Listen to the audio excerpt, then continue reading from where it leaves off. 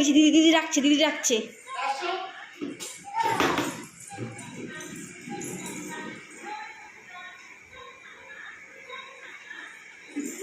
এ পা তোমার ঠুকে দেবে মা।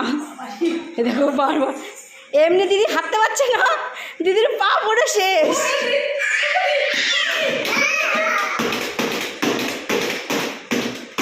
গাড়িটাও যাবে, দিদির পাও যাবে, বাস শেষ। দেখো কি করছে, চলে চলে চলে চলে বাবা, চলে চলে। দেখো কিরকম রেগে গেছে।